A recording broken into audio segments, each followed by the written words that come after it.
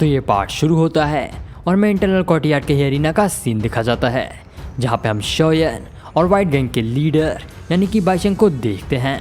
और यहाँ पे हमें ये दिखाया जाता है कि वो दोनों आपस में अपने पुराने मैटर्स को सॉल्व करने के लिए लड़ रहे हैं। और यहाँ पे हम ये देखते हैं कि वाइट गैंग के लीडर को हराने के लिए शोयन अपनी 3 हेवनली ट्रांसफॉर्मेशन स्किल की फर्स्ट एबिलिटी यानी कि ग्रीन लोटस ट्रांसफॉर्मेशन का यूज़ करके अपनी पावर्स को बढ़ाने लगता है। वहीं दूसरी तरफ शोयन को ऐसा करता हुआ देख के वाइट गैंग का लीडर यानी कि बाइचन हंसते हुए उससे कहता है कि शोयन, तुम्हें क्या लगता है तुम ऐसा करके मुझसे जीत जाओगे?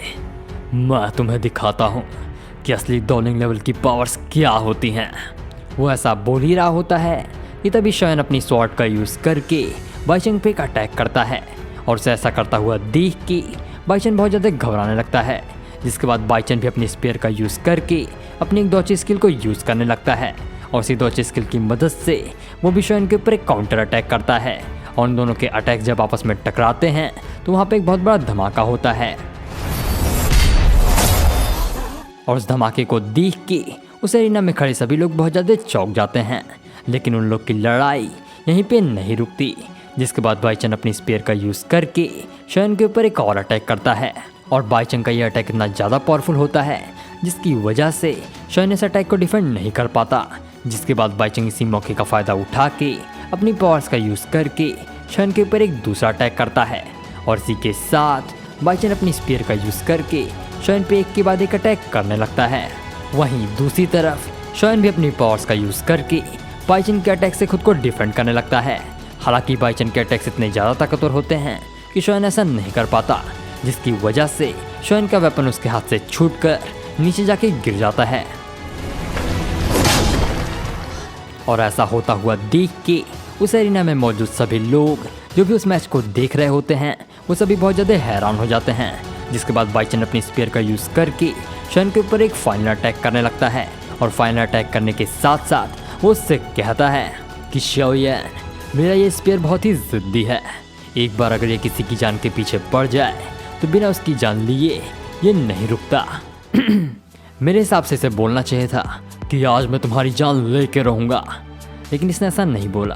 क्या कर सकते हैं, लेट्स कंटिन्यू द स्टोरी।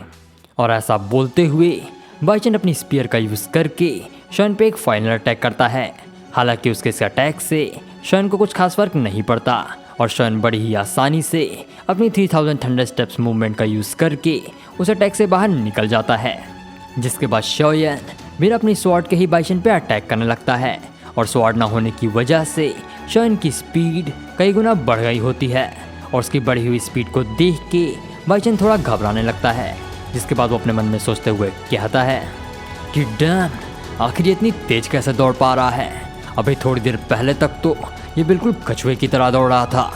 जिसके बाद वो शोयन से गुस्से में कहता है कि लड़के, अब तक मैंने तुम्हें हल्के में ले रखा था, लेकिन अब मैं तुमसे सीरियसली लड़ाई करूँगा। और बाइचंग की इस बात को सुन के शोयन मुस्कुराने लगता है और मुस्कुराते हुए वो बाइचंग से कहता है कि सीनियर, अच्छा होगा आप मुझे सीरियसली ही लें, क्योंकि मैं हल्के में लेने वाली चीज़ बिल्कुल नहीं हूँ। और ऐसा बोल के वो बाइचन को दोबारा से पीटने लगता है और बाइचन कोई दूसरा रास्ता ना होने की वजह से शोयन से भागने लगता है। और भागते हुए वो अपने मन में सोचते हुए कहता है कि मुझे जल्दी से शोयन से निपटने का कोई तरीका सोचना होगा। वो ऐसा सोच ही रहा होता है कि तभी बाइचन को कुछ याद आता है। जिसके बाद वो हंसते हुए कहता है कि लगता है अब मुझे वो तरीका इस्तेमाल करना ही पड़ेगा। और बाइचन की इसी बात के साथ ये पार्ट यहीं पे एंड होता है। वीडियो पसंद आई हो तो इस वीडियो को लाइक और चैनल को सब्सक्राइब करना ना भूलें।